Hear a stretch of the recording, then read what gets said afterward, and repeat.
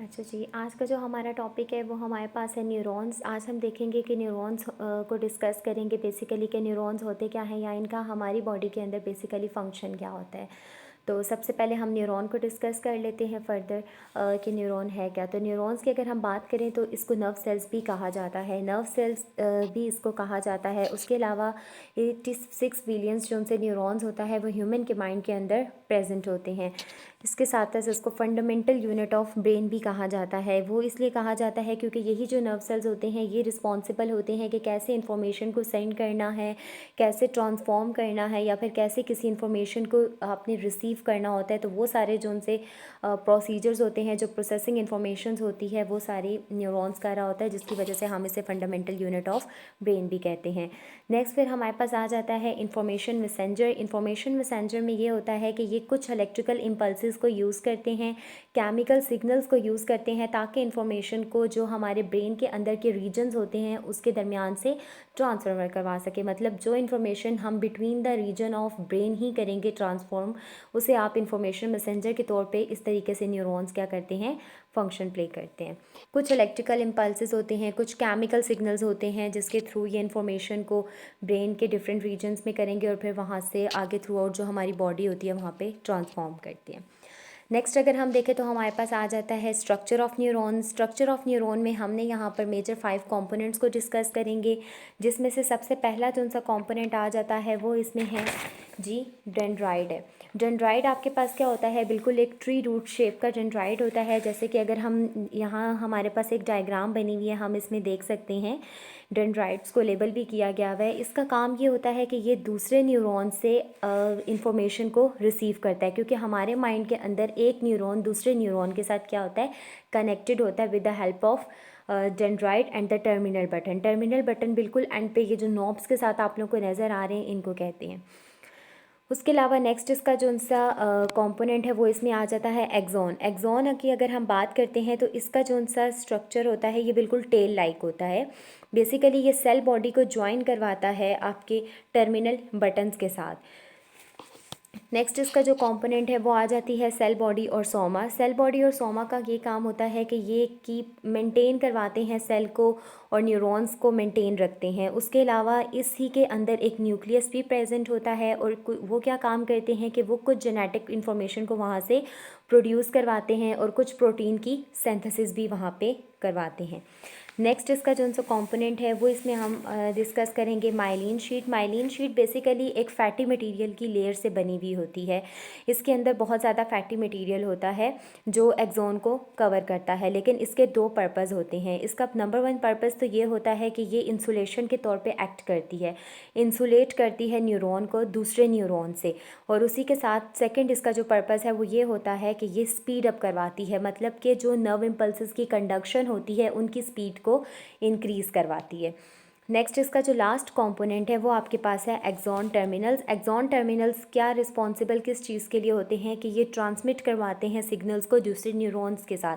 मैंने आपको अभी भी बताया था कि आपके पास जो न्यूरॉन्स होते हैं इनके जो डेंड्राइड्स होते हैं, एक न्यूरॉन का डेंड्राइड दूसरे न्यूरॉन के टर्मिनल बटन के साथ अटैच होता है, जिसे हम एक्सॉन टर्मिनल्स कह रहे होते हैं, ताकि एक न्यूरॉन की इन्फॉर्मेशन दूसरे न्यूरॉन के पास ईजीली ट्रांसफॉर्म हो सके, वो अपनी इन्फॉर्मेशंस को इजीली ट्रांसफॉर्म कर सके। नेक्स्ट हमारे पास 3 टाइप्स ऑफ न्यूरॉन्स आ जाती हैं, जिसमें सबसे पहली तो है इसमें जी sensory neurons, inter neurons and motor neurons. अब हम देखते हैं तो सेंसरी न्यूरॉन में क्या होता है कि सेंसरी न्यूरॉन का जो डेंड्राइड होता है वो बहुत ही ज़्यादा लॉन्ग होता है, लेकिन इसका जो एक्सॉन होता है वो बहुत ही ज़्यादा शॉर्ट होता है। लेकिन इसी के साथ अगर हम मोटर न्यूरॉन्स को देख लें तो मोटर न्यूरॉन्स में जो डेंड्राइड्स होते हैं वो बहुत शॉर्ट शॉर्ट से होते हैं, लेकिन जो एक्सॉन्स होते हैं वो बहुत लॉन्ग होते हैं। लास्ट वन अगर हम इसमें बात कर लेते हैं इंटर न्यूरॉन्स की, तो इंटर न्यूरॉन्स में अगर हम देखें तो इसके डेंड्राइड्स भी बहुत छोटे होते हैं, या फिर जो इसके एक्सॉन्स होते हैं या तो वो बहुत ज़्यादा शॉर्ट होंगे या वो बहुत ज़्यादा लॉन्ग होंगे, मतलब दोनों तरह की कंडीशंस में हो सकते हैं। अब हम इनके आगे फंक्शंस देख लेते हैं। अब सबसे पहले अगर हम फंक्शन देखें तो हम सेंसरी न्यूरॉन्स का देखेंगे। सेंसरी न्यूरॉन्स की अगर हम बात करते हैं तो बेसिकली ये मदद करता है कि आप कैसे फ़ील करोगे, कैसे एक्सप्लोर कर सकते हो अपने अराउंड जो आपकी इन्वायरमेंट है या जो दुनिया है, बेसिकली उधर से आप कैसे किसी चीज़ को फ़ील करते हो, एक्सप्लोर करते हो। तो सेंसरी न्यूरॉन्स में क्या होता है कि ये इसका जो कनेक्शन होता है वो सेंसेस के साथ होता है। जैसे कि टच है या फिर पेन वगैरह होता है, आप उसे कैसे मूव करोगे सेफली, ठीक है। फॉर एग्ज़ाम्पल अगर हम यहाँ पे एक एग्ज़ाम्पल ले लेते हैं, अगर आपने किसी हॉट पैन के ऊपर अपना हाथ रख दिया है तो वहाँ पर आपको क्या होगा, फील क्या आपको होगा, पेन वहाँ पे फील होगा। या फिर कोई भी शार्प पेन जो आपके हैंड में अगर आके चुभ गई है तो तब भी आपको वहाँ पे क्या होगा, पेन फील होगा। तो यहाँ पे अब ये काम होता है कि यही जो इन्फॉर्मेशन होती है ये सेंसरी इन्फॉर्मेशन होती है, ठीक है, जो सेंसरी न्यूरॉन्स के थ्रू आपके ब्रेन की तरफ पहुंचाई जाती है और वो फिर आपको इस चीज़ का मैसेज देते हैं कि कैसे आपने वहाँ से अवॉइड कर लेना है अपने हैंड को उस हॉट आइटम से, ताकि आप क्या कर सकें, सेफली उस चीज़ से दूर हो जाएं। मोटर न्यूरॉन्स की अगर हम बात कर लेते हैं तो मोटर न्यूरॉन्स का काम ये होता है कि ये हमारी बॉडी की जो मूवमेंट्स होती हैं ये उनको कंट्रोल करती हैं, ठीक है। जैसे कि आपके ये जो न्यूरॉन्स होते हैं ये कोऑर्डिनेट करवाते हैं आपके मसल्स वगैरह को, आपकी आर्म्स को, आपकी लेग्स को, कि कैसे कैसे आपने मूव करवाना होता है। नेक्स्ट अगर हम देख लेते हैं इंटर न्यूरॉन्स, तो इंटर न्यूरॉन्स बेसिकली ये एक अबंडेंट ऑफ न्यूरॉन्स होते हैं जो हमारी बॉडी के अंदर प्रेजेंट होते हैं। ये सेंसरी और मोटर दोनों के जो दरमियान की जो इन्फॉर्मेशन रिले प्रोसेस कर रही होती है उसका जो काम होता है बेसिकली वो इंटर न्यूरॉन्स करवा रहे होते हैं। इंटर न्यूरॉन्स को हम लोग मल्टीपोलर स्ट्रक्चर भी कहते हैं क्योंकि ये मल्टीपल सिग्नल्स को सेंड भी करवा रहे होते हैं और रिसीव भी करवा रहे होते हैं, तो इसीलिए हम इसे मल्टी पोलर स्ट्रक्चर भी कहते हैं। इसके बाद हमारे पास फंक्शंस आ जाते हैं न्यूरॉन्स के। तो न्यूरॉन्स के बेसिकली कुछ बेसिक फंक्शंस होते हैं, जैसे कि अगर नंबर 1 पे देखा जाए तो ये क्या करते हैं कि कैसे इन्होंने इन्फॉर्मेशन को रिसीव करवाना होता है। कोई भी इन्फॉर्मेशन आपको अगर मिल रही है तो सबसे पहले वो न्यूरॉन क्या करेगा, एक न्यूरॉन उसे रिसीव करेगा और उसके बाद फिर वो दूसरे न्यूरॉन के पास ट्रांसफॉर्म उसे कर देगा। नंबर 2 में अगर देखा जाए तो इंटीग्रेट द इनकमिंग सिग्नल्स, मतलब आप इंटीग्रेट करवाते हैं, इंटरप्रिटेशन करते हैं वो इनकमिंग सिग्नल्स जो आपको मिल रहे होते हैं आपके आउटर इन्वायरमेंट से। नंबर 3 अगर देखा जाए तो कम्युनिकेट करना, कैसे आपने कम्युनिकेट करना होता है उन सिग्नल्स को टारगेट सेल। अब वो जो टारगेट सेल्स हैं वो आपका कोई मसल भी हो सकता है, वो आपका कोई ग्लैंड भी हो सकता है आपकी बॉडी के अंदर जो प्रेजेंट होता है। तो बेसिकली वही जो सिग्नल्स होते हैं इलेक्ट्रोकेमिकल तरीके से कैसे वहाँ पर इंटीग्रेशन करवाएंगे उन टारगेट सेल्स के ऊपर। तो ये जो सा ये बेसिक जो से फंक्शंस हैं ये न्यूरॉन के इसमें इन्वॉल्व होते हैं।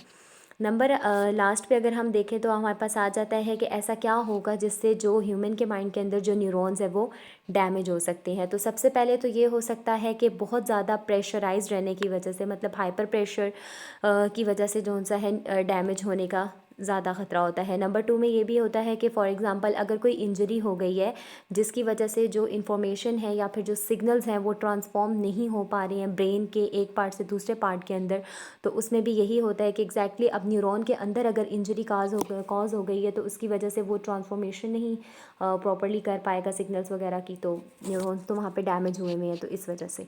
नंबर 3 अगर हम देखें तो मसल्स जो उनसे होते हैं, अब अगर इन्फॉर्मेशन ट्रांसफॉर्म नहीं होगी तो मसल्स प्रॉपर्ली अपना काम नहीं कर सकेंगे। हमें फीलिंग भी जो उनसे होती है बहुत ज़्यादा हम लो फील कर रहे होते हैं हमारा इंजर्ड एरिया जो होता है उसकी वजह से। Thank you so much.